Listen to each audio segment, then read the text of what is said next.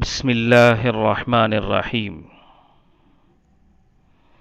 محترم ناظرین، السلام علیکم ورحمۃ اللہ وبرکاتہ۔ تفسیر کا سلسلہ چل رہا ہے جس میں سورہ یونس آیت نمبر 11 سے آج ہم تفسیر کریں گے۔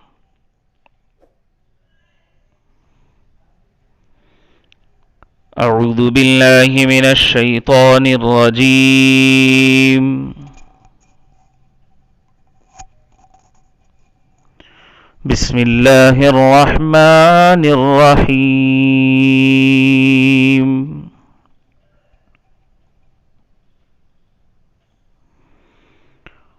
وَلَوْ يُعَجِّلُ اللَّهُ لِلنَّاسِ الشَّرَّ اسْتِعْجَالَهُم بِالْخَيْرِ لَقُضِيَ إِلَيْهِمْ أَجَلُهُمْ فَنَذَرُ الَّذِينَ لَا يَرْجُونَ لِقَاءَنَا فِي طُغْيَانِهِمْ يَعْمَهُونَ۔ اور اگر اللہ ان کافر لوگوں کو برائی یعنی عذاب کا نشانہ بنانے میں بھی اتنی ہی جلدی کرتا جتنی جلدی وہ اچھائیاں مانگنے میں مچاتے ہیں تو ان کی مہلت ختم کر دی گئی ہوتی۔ لہذا جو لوگ ہم سے آخرت میں ملنے کی توقع نہیں رکھتے، ہم انہیں ان کے حال پر چھوڑ دیتے ہیں کہ وہ اپنی سرکشی میں بھٹکتے پھریں۔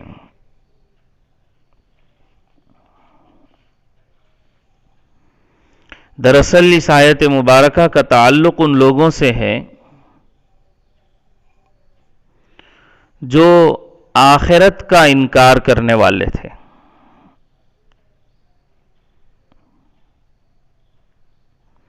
جب ان کو آخرت کے عذاب سے ڈرایا جاتا تو وہ اس کا مذاق اڑاتے تھے۔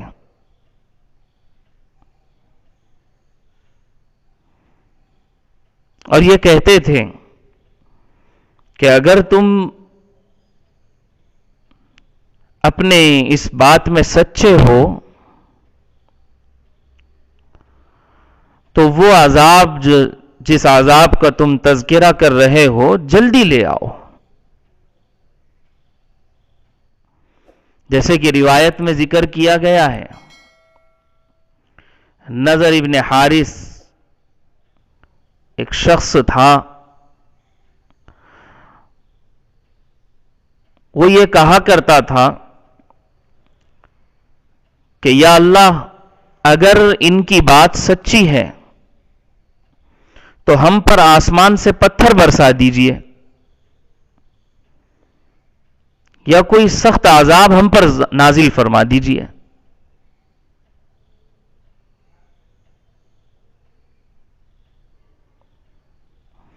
اللہ تبارک و تعالی فرما رہے ہیں کہ یہ لوگ عذاب کے آنے میں اس طرح جلدی مچا رہے ہیں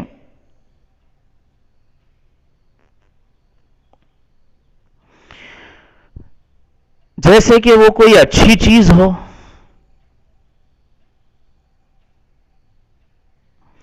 اگر اللہ تبارک و تعالی ان کی بد دعا کو بھی اسی طرح قبول فرما لیں جیسے کہ ان کی اچھی دعا کو اکثر و بیشتر قبول کر لیتے ہیں تو یہ سب کے سب ہلاک ہو جائیں گے۔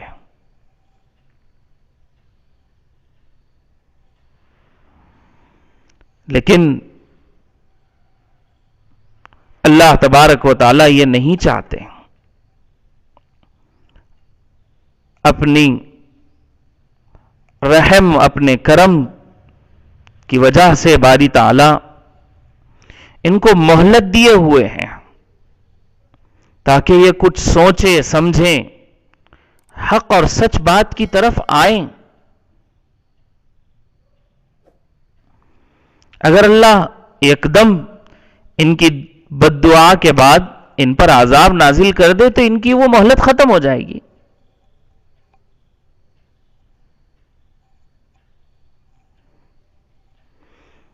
اس لیے اللہ تعالیٰ ان کے اس مطالبے کو اپنی حکمت کی وجہ سے پورا نہیں کرتے،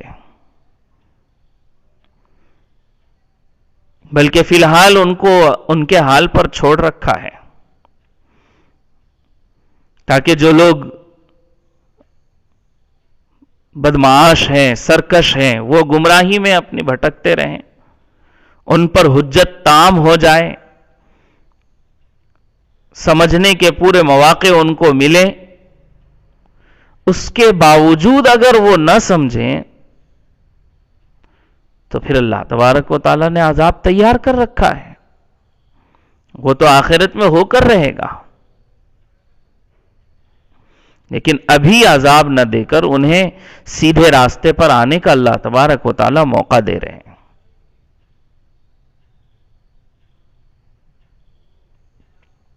یہاں پر ایک بات ہمیں یہ بھی معلوم ہوتی ہے کہ اللہ تبارک و تعالیٰ اچھی دعا کو جلدی قبول کر لیتے ہیں، بمقابلے بد دعا کے۔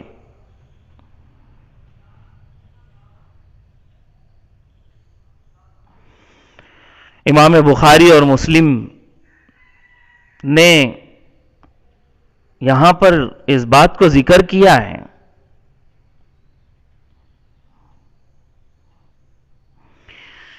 کہ یہاں بد دعا سے مراد یہ ہے کہ بعض اوقات کوئی انسان غصے کی حالت میں اپنی اولاد یا مال و دولت کے تباہ ہونے کی بد دعا کر دیتا ہے، یا ان چیزوں پر لعنت بھیجتا ہے، تو اللہ تبارک و تعالیٰ اپنے لطف و کرم کی وجہ سے ایسی دعا کے قبول کرنے میں جلدی نہیں کرتے ہیں۔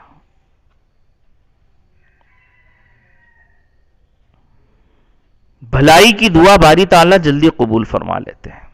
ہاں، ہو سکتا ہے کبھی حکمت کی وجہ سے، مصلحت کی وجہ سے اس میں بھی کچھ دیری ہو،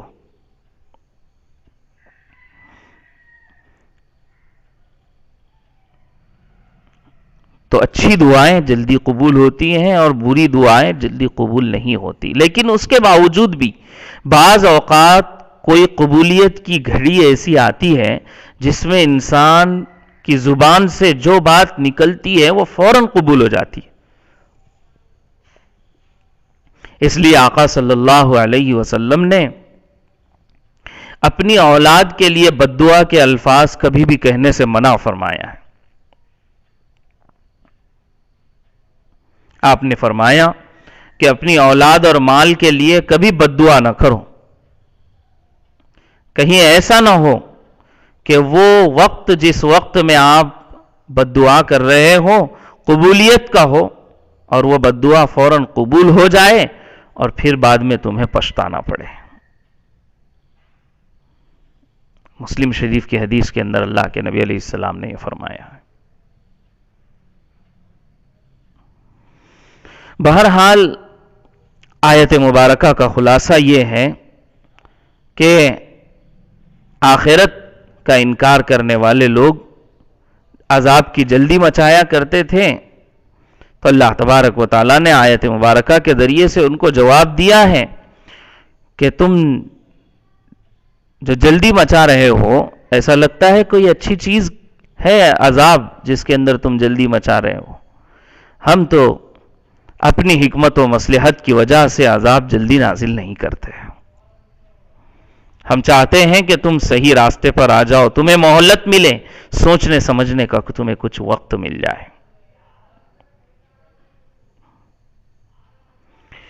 وَإِذَا مَسَّ الْإِنسَانَ الضُّرُّ دَعَانَا لِجَنبِهِ أَوْ قَاعِدًا أَوْ قَائِمًا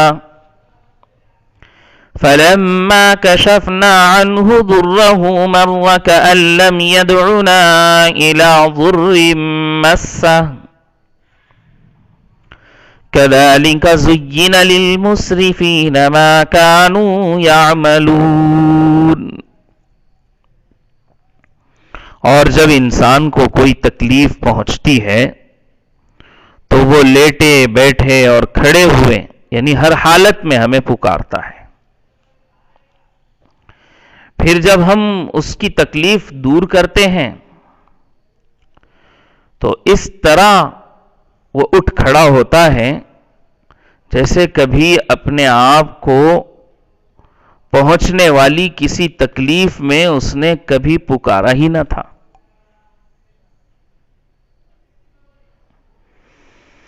جو لوگ حد سے گزر جاتے ہیں انہیں اپنے کرتوت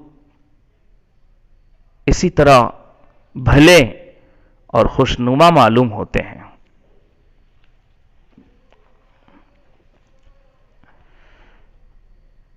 اللہ نے اس آیت مبارکہ میں بھی توحید اور آخرت کا انکار کرنے والوں کو ایک اچھے انداز میں اپنی وحدانیت کا قائل کیا ہے.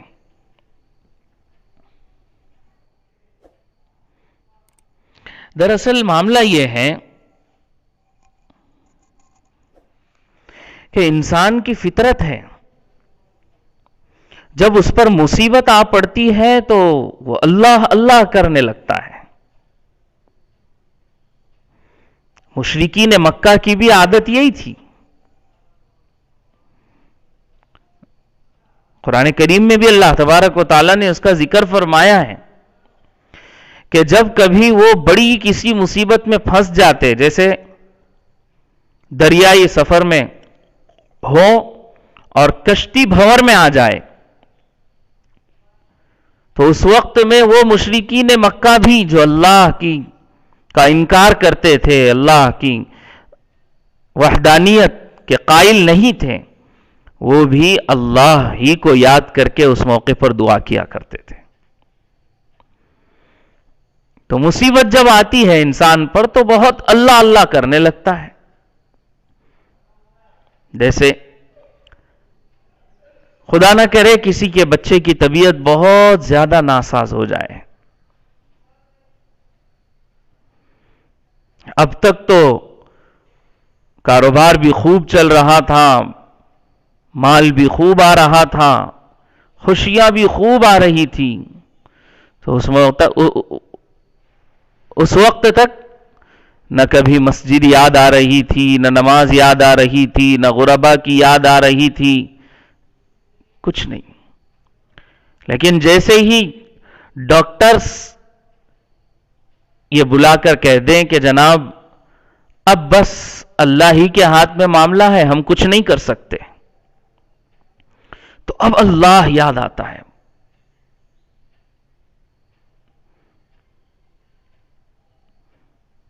تو یہاں مشرکین کے سلسلے میں یہ بات کی جا رہی ہے، آخرت اور توحید کا انکار کرنے والوں کے سلسلے میں یہ بات کی جا رہی ہے، لیکن ہمیں بھی اس سے سبق ملتا ہے.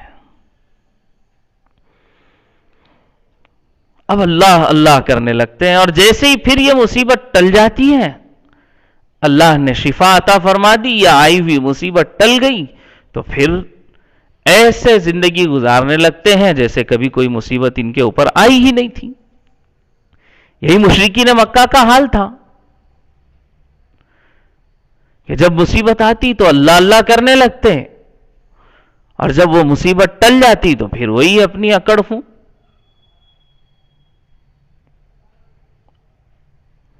اللہ تبارک و تعالیٰ فرما رہے ہیں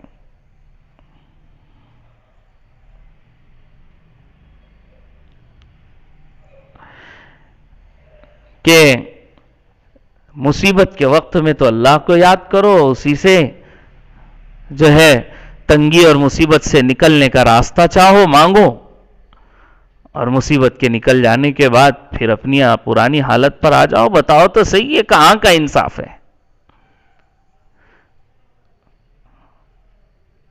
ایسا نہیں ہونا چاہیے.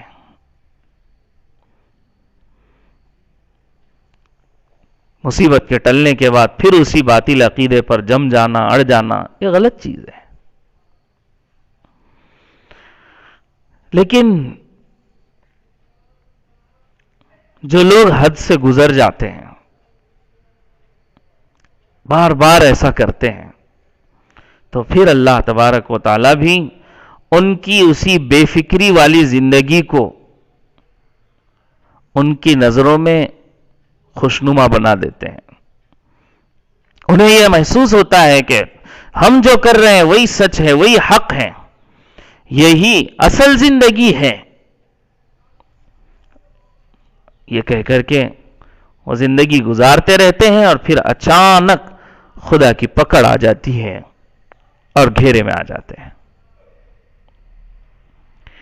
وَلَقَدْ أَهْلَكْنَا الْقُرُونَ مِنْ قَبْلِكُمْ لَمَّا ظَلَمُوا وَجَاءَتْهُمْ رُسُلُهُمْ بِالْبَيِّنَاتِ وَمَا كَانُوا لِيُؤْمِنُوا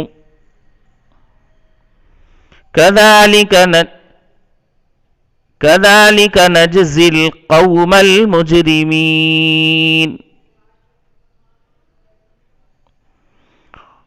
اور ہم نے تم سے پہلے کئی قوموں کو اس موقع پر ہلاک کیا جب انہوں نے ظلم کا ارتکاب کیا تھا، اور ان کے پیغمبر ان کے پاس روشن دلائل لے کر آئے تھے. ایسے مجرم لوگوں کو ہم ایسا ہی بدلہ دیتے ہیں. ثم جعلناكم خلائف في الأرض من بعدهم لننظر كيف تعملون. پھر ہم نے ان کے بعد زمین میں تم کو جانشین بنایا ہے تاکہ یہ دیکھیں کہ تم کیسے عمل کرتے ہو.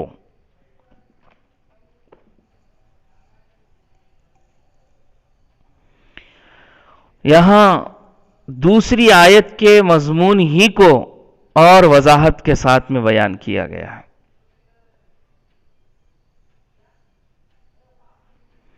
یہاں بھی اللہ تبارک و تعالی سمجھانے کی کوشش، اللہ تبارک و تعالی سمجھا رہے ہیں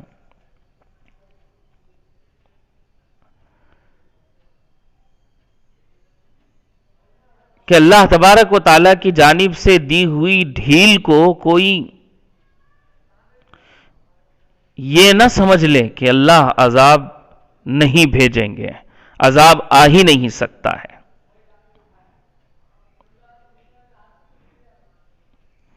بلکہ اللہ کا عذاب دنیا میں بھی آ سکتا ہے، اور اس کی مثالیں موجود ہیں، اس کی نظیریں موجود ہیں. پچھلی قوموں کی تاریخ پڑھ کر دیکھو جو اسی قرآن میں ذکر کی گئی ہیں.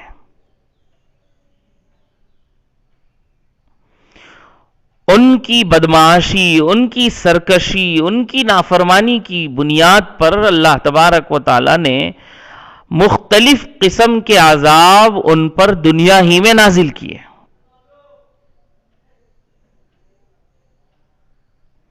تمہاری تو یہ قسمت ہے کہ تم آقا صلی اللہ علیہ وسلم یعنی محمد مصطفیٰ صلی اللہ علیہ وسلم کی امت میں پیدا کیے گئے ہو. آپ علیہ السلام کی دعا کی وجہ سے تم اس بات سے محفوظ ہو کہ پوری امت پر ایک ساتھ عذاب آ جائے. اب نبی علیہ السلام نے اس بات کی دعا کی تھی کہ پوری امت کو ایک ساتھ ہلاک نہ کیا جائے. اللہ تبارک و تعالی نے اس دعا کو قبول بھی فرما لیا تھا.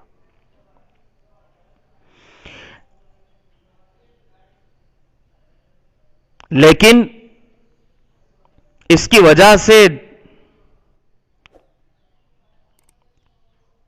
یہ نہیں سمجھ لینا چاہیے کہ عذاب نہیں آئے گا. اللہ نے عام عذاب نہ بھیجنے کا وعدہ فرمایا ہے، لیکن خاص افراد پر اور قوموں پر عذاب آ جانا اب بھی ممکن ہے.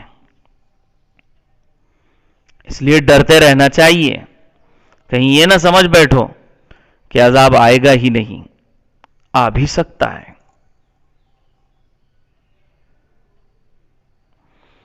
اور پھر اگلی آیت میں فرمایا کہ پچھلی قوموں کو ہلاک کرنے کے بعد ہم نے تمہیں اب ان کی جگہ پر اس دنیا میں بھیجا ہے، قائم مقام ان کا تمہیں بنایا ہے، اور یہ زمین کی خلافت تمہارے حوالے کی ہے. تمہیں بھی چاہیے کہ زمین کی اس خلافت کو لے کر تم بہت زیادہ ناز و نخرے میں نہ آ جانا.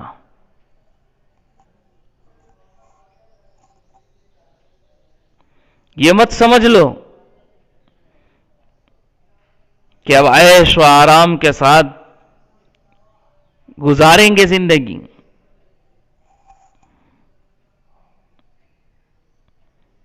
ہرگز مت سوچنا، بلکہ دیکھنا، اچھی طرح سے، خوب اچھی طرح سے سنبھلنا.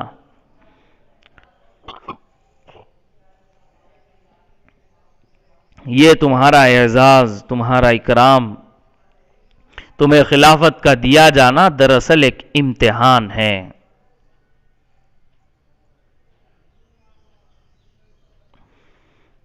اور پچھلی قوموں کے حالات تمہارے سامنے رکھ کر اللہ نے یہ احسان فرمایا ہے کہ تم ان پچھلی قوموں کے حالات پڑھ کر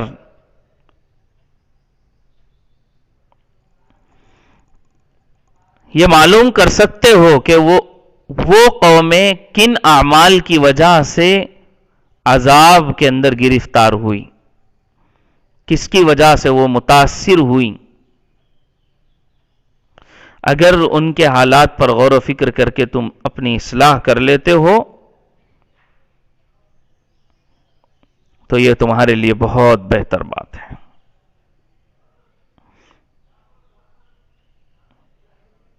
ورنہ جیسے ان قوموں پر عذاب آیا ہے ایسے ہی تمہارے اوپر بھی عذاب نازل ہو سکتا ہے. وَإِذَا تُتْلَى عَلَيْهِمْ آيَاتُنَا بَيِّنَاتٍ قَالَ الَّذِينَ لَا يَرْجُونَ لِقَاءَنَا ائْتِ بِقُرْآنٍ غَيْرِ هَذَا أَوْ بَدِّلْهُ قُلْ مَا يَكُونُ لِي أَنْ أُبَدِّلَهُ مِنْ تِلْقَاءِ نَفْسِي إِنْ أَتَّبِعُ إِلَّا مَا يُوحَى إِلَيَّ إِنِّي أَخَافُ إِنْ عَصَيْتُ رَبِّي عَذَابَ يَوْمٍ عَظِيمٍ. اور وہ لوگ جو آخرت میں ہم سے آ کر ملنے کی توقع ہی نہیں رکھتے، جب ان کے سامنے ہماری آیتیں پڑھی جاتی ہیں جو بالکل کھلی کھلی ہوتی ہیں، واضح ہوتی ہیں، تو وہ یہ کہتے ہیں کہ یہ نہیں، کوئی اور قرآن لے کر آؤ یا اس میں کچھ تبدیلی کر دو. اے پیغمبر صلی اللہ علیہ وسلم، ان سے کہہ دو کہ مجھے یہ حق نہیں ہے کہ میں اس میں اپنی طرف سے کوئی تبدیلی کروں. میں تو کسی اور چیز کی نہیں، صرف اس وحی کی پیروی کرتا ہوں جو مجھ پر نازل کی جاتی ہے. اگر کبھی میں اپنے رب کی نافرمانی کر بیٹھوں تو مجھے ایک زبردست دن کے عذاب کا خوف ہے.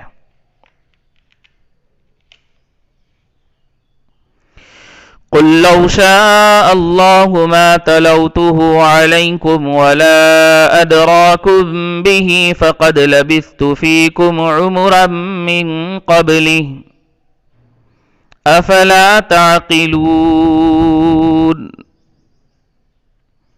کہہ دو کہ اگر اللہ چاہتا تو میں اس قرآن کو تمہارے سامنے پڑھتا ہی نہیں،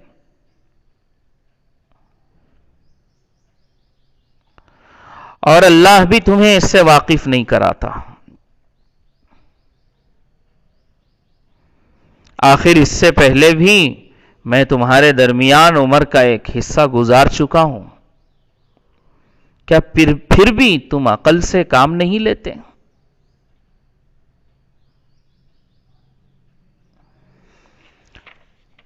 ان آیات میں دراصل کفار و مشرکین کی جانب سے پیش کی ہوئی ایک بات کا جواب دیا گیا ہے.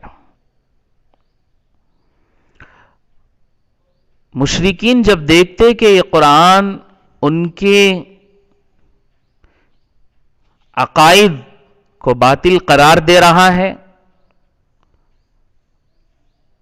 ان کے خود ساختہ اپنی طرف سے گھڑے ہوئے جو بہت سی مذہبی باتیں تھی، قرآن کریم اس کا انکار کر رہا ہے. تو وہ یہ کہتے تھے کہ اے محمد صلی اللہ علیہ وسلم، یہ کیسا قرآن ہے؟ ہم یہ عقیدہ رکھتے ہیں کہ مرنے کے بعد، مٹی ہونے کے بعد پھر دوبارہ اٹھایا نہیں جانا ہے، اور یہ قرآن کہتا ہے اٹھایا جانا ہے. ہم سینکڑوں بتوں کی پوجا پاٹ کرتے ہیں، قرآن کہتا ہے کہ کسی بت کو نہ پوجو، صرف اللہ کی عبادت کرو. یہ ہمیں چلنے والا نہیں ہے. آپ ایک کام کیجئے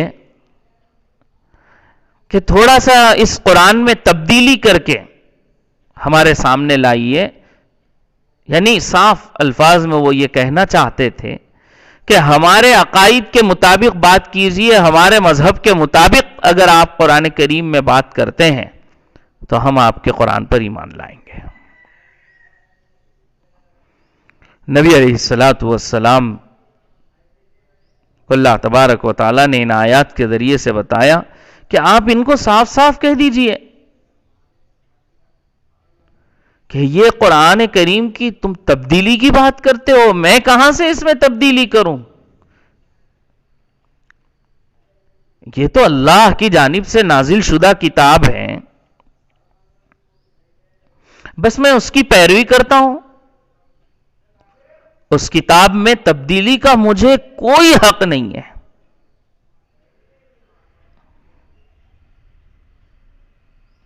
میں کر ہی نہیں سکتا اس کتاب کے اندر تبدیلی.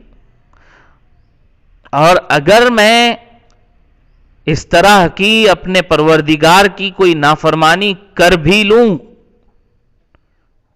تو مجھے ڈر ہے آخرت میں اللہ میری پکڑ کرے گا. مجھے خوف ہے اس بات کا.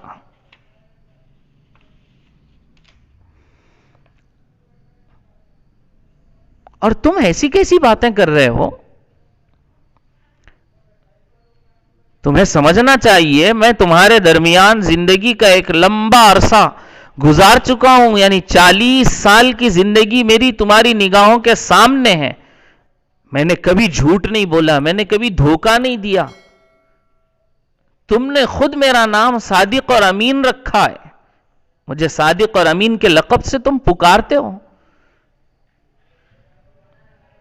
جب دنیا والوں کے سلسلے میں کوئی جھوٹ نہیں کہہ سکتا تو اوپر والے کے سلسلے میں کیسے تم سے جھوٹ کہہ دوں گا؟ تمہیں تجربہ ہے اس بات کا. میری صداقت، امانت، دیانت کہ تم خود گواہ ہو. تھوڑا تو سوچ کر بات کرو. افلا تعقلون، کیا تم عقل سے کام نہیں لیتے؟ اس کے بعد فرمایا فَمَنْ أَظْلَمُ مِمَّنِ افْتَرَى عَلَى اللَّهِ كَذِبًا أَوْ كَذَّبَ بِآيَاتِهِ إِنَّهُ لَا يُفْلِحُ الْمُجْرِمُونَ.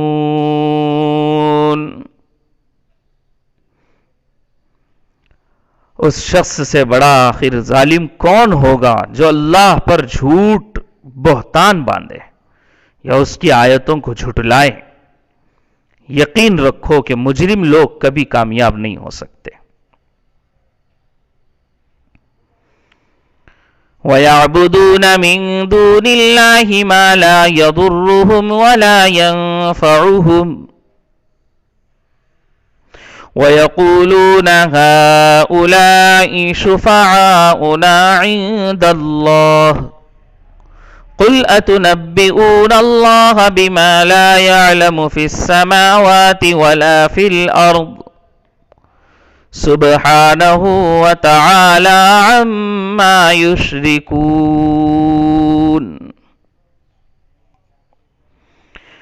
اور یہ لوگ اللہ کو چھوڑ کر ان خداؤں کی عبادت کرتے ہیں جو نہ ان کو کوئی نقصان پہنچا سکتے ہیں اور نہ کوئی فائدہ دے سکتے ہیں. اور کہتے ہیں کہ یہ اللہ کے پاس ہماری سفارش کرنے والے ہیں. آپ ان سے کہہ دیں کیا تم اللہ کو اس چیز کی خبر دے رہے ہو جس کا کوئی وجود اللہ کے علم میں نہیں ہے، نہ آسمانوں میں نہ زمین میں؟ حقیقت یہ ہے کہ اللہ ان کی مشرکانہ باتوں سے بالکل پاک اور بہت زیادہ بالا اور برتر ہے.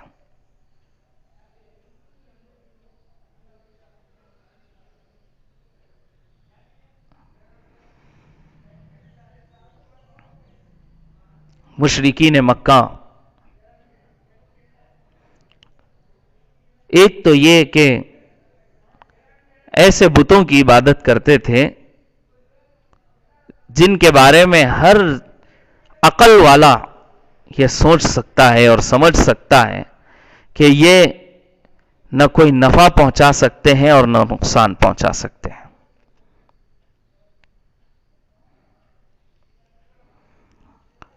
اور اس کے باوجود یہ کہا کرتے تھے کہ یہ تو ہمارے معبود ہیں اور یہ معبود کل قیامت میں اللہ کے سامنے ہماری سفارش کریں گے.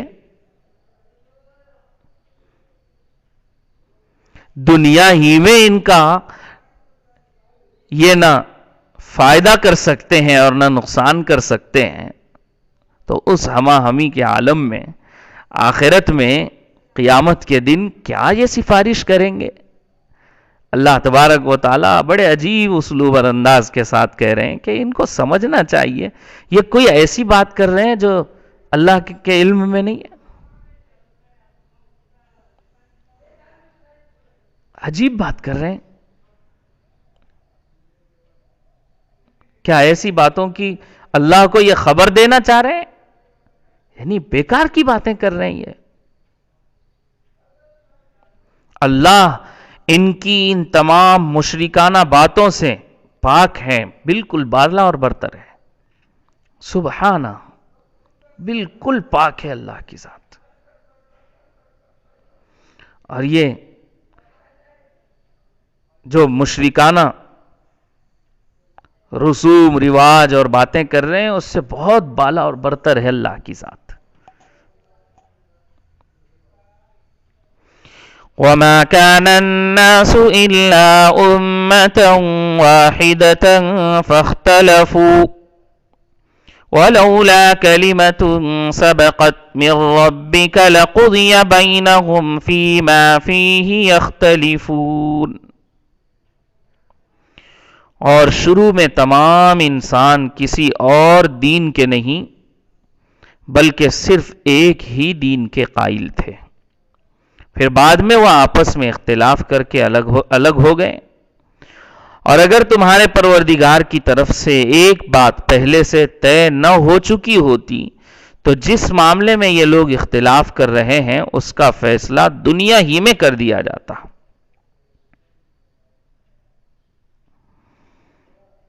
یعنی کہ آیت مبارکہ میں یہ کہا جا رہا ہے کہ پہلے دنیا کے اندر ایک ہی مذہب تھا اور وہ اسلام. حضرت آدم علیہ السلام اس دھرتی کے پہلے انسان،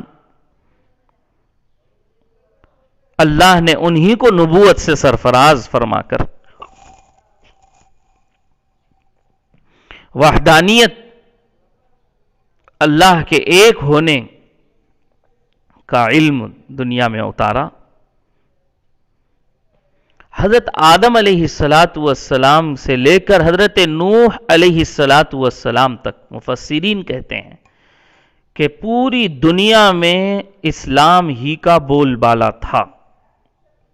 سارے لوگ اللہ کو ایک مانتے تھے، وحدانیت کے قائل تھے.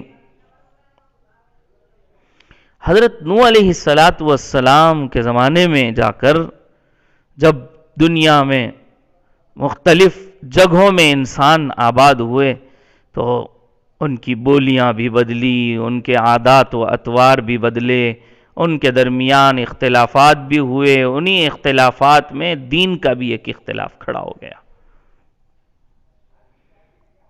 بعض لوگوں نے اللہ کا انکار کر کے دیگر چیزوں کو اپنا معبود اور خدا بنا لیا۔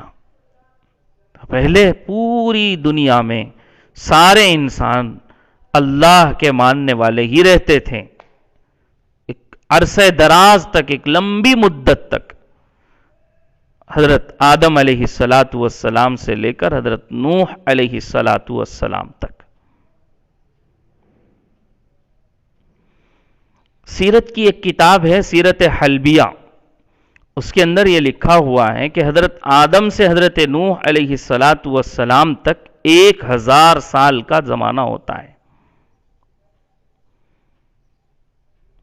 یعنی 1000 سال تک دنیا میں اسلام ہی کا بول بالا تھا۔ اس کے بعد پھر ان کے درمیان اختلاف ہوا۔ اور دیکھیں یہاں قرآن کریم کیسی بات کر رہا ہے۔ قرآن کریم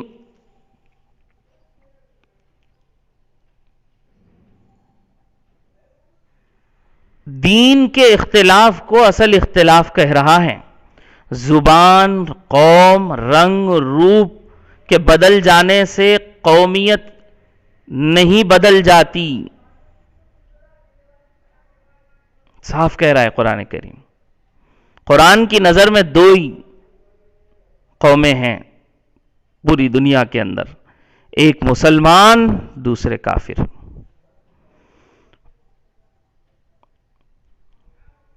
اللہ کے نبی علیہ السلام کا بھی فرمان ہے، الکفر ملت واحدہ، کہ جتنے اللہ کا انکار کرنے والے یا اللہ کی ذات میں کسی دوسرے کو شریک کرنے والے ہیں، چاہے وہ اپنے مذاہب کے نام کچھ ہی رکھیں، لیکن وہ سب مل کر ایک ملت بنتے ہیں اور وہ کافر ہیں، اور دوسری ملت وہ مسلمانوں کی ہے۔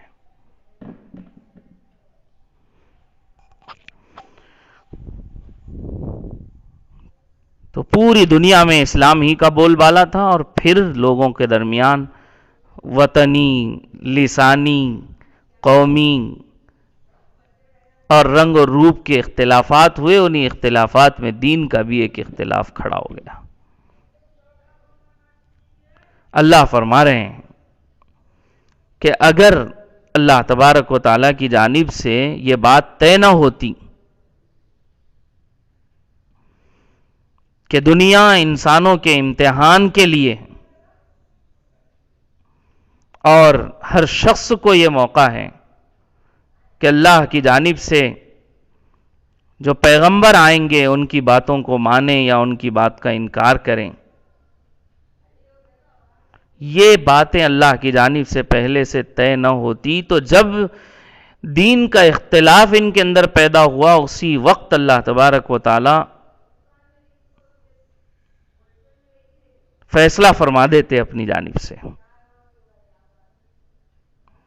لیکن اللہ تبارک و تعالی نے یہ بات طے فرما رکھی ہے کہ انسان دنیا میں آئیں گے تو وہ امتحان کے لیے آئیں گے، اور امتحان یہ ہوگا کہ وقت کے نبی کی باتوں کو وہ مانیں یا نہ مانیں۔ مانیں گے اس کے مطابق زندگی گزاریں گے، وہ کامیاب ہو جائیں گے، نہیں مانیں گے اس کے خلاف زندگی گزاریں گے، وہ ناکام ہو جائیں گے۔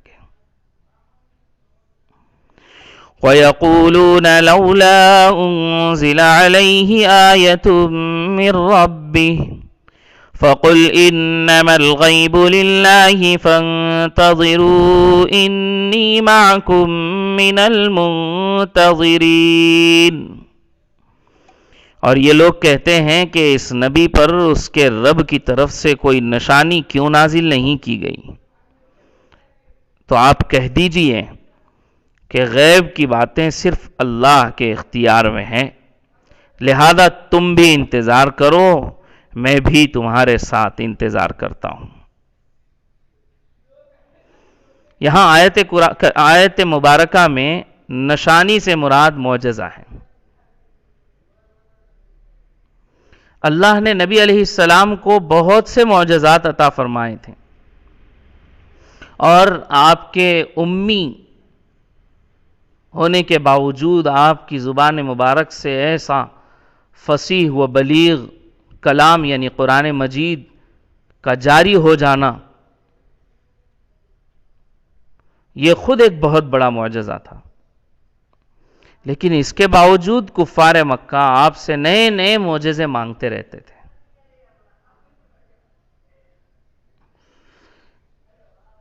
عجیب عجیب قسم کے معجزے۔ بعض مرتبہ یہ کہتے تھے کہ جی یہ مکہ جو ہے پہاڑوں کے درمیان واقع بستی ہے، اگر آپ نبی ہیں تو اللہ سے دعا کر دیجئے، معجزہ یہ دکھائیے کہ یہ پورے پہاڑ دور دور ہٹ جائیں، یہ زمین ایک لیول ہو جائے اور اس میں نرمی پیدا ہو جائے تاکہ ہم اس زمین کے اندر کھیتی کر سکیں۔ ایسے عجیب عجیب قسم کے معجزے اللہ کے نبی علیہ السلام سے مانگا کرتے تھے۔ کبھی کہتے تھے کہ اگر آپ اللہ کے بندے ہیں اور نبی ہیں تو ایک کام کیجئے کہ اللہ سے دعا کیجئے کہ خود اللہ تبارک و تعالیٰ آ کر کے ہمیں یہ بتائیں کہ یہ میرا نبی ہے۔ ایسے عجیب عجیب قسم کی باتیں۔ ظاہر ہے کہ اللہ کے پیغمبروں کا یہ کام نہیں ہوتا کہ وہ کافروں کی اس طرح کی باتوں کو پورا کریں، ہر مطالبے کو مانیں ان کے۔ جب بھی کوئی مانگے فرمائش کرے اس کی فرمائش پر معجزہ دکھا دیں، نہیں۔ جبکہ خاص طور پر یہ بات ان کو معلوم ہو کہ ان کی جانب سے جو مطالبہ کیا جا رہا ہے، فرمائش کی جا رہی ہے، یہ صرف بہانہ بازی ہے اور صرف وقت گزارنے کے لیے یہ ساری چیزوں کا مطالبہ کر رہے ہیں۔ اگر یہ چیز ظاہر کر بھی دی جائے، اس قسم کا معجزہ دکھا بھی دیا جائے، تب بھی یہ لوگ ایمان نہیں لانے والے ہیں۔ شق القمر کا، چاند کے 2 ٹکڑے ہونے کا معجزہ دیکھنے کے باوجود ایمان نہ لانے والے لوگ اب اور کون سے معجزے کو دیکھ کر ایمان لا سکتے تھے؟